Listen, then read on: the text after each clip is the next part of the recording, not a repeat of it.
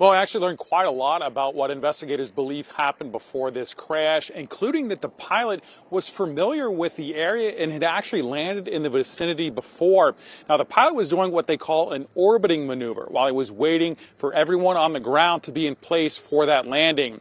Now, I want to show you a look at the aftermath of the crash. The NTSB says that there were several people on the ground with the patient who was to be transported when this crash happened.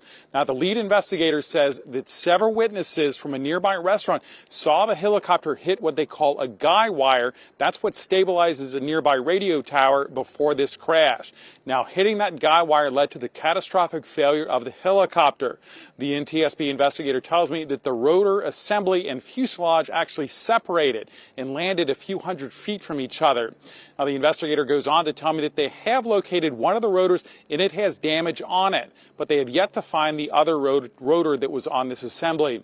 Now, the cable it hit was 1.5 inches thick, while the helicopter blades, well, they're a lightweight aluminum skin over a composite honeycomb structure. That's to keep it as lightweight as possible. Now, here's more of what senior air safety investigator Brian Rayner said about this crash. Witnesses reported seeing the helicopter heading in approximately this direction strike a guy wire supporting the tower that you see behind me.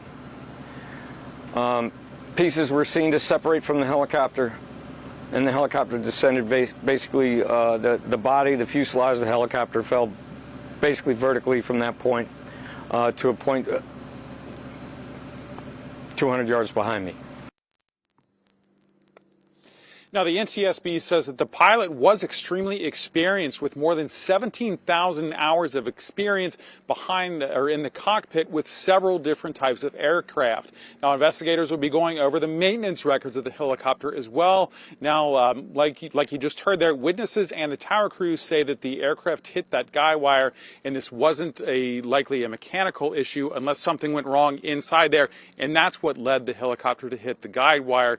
Now, I asked them about a possible voice recorder. You know, we always hear the term the black box for an aircraft, and the investigator says that in this helicopter they do not believe that there was anything in there. So it's not clear if they'll be able to recover any data from the last moments of this aircraft. And they also say that they're checking with Kentucky State Police to get any radio transmissions that this pilot may have made before going down.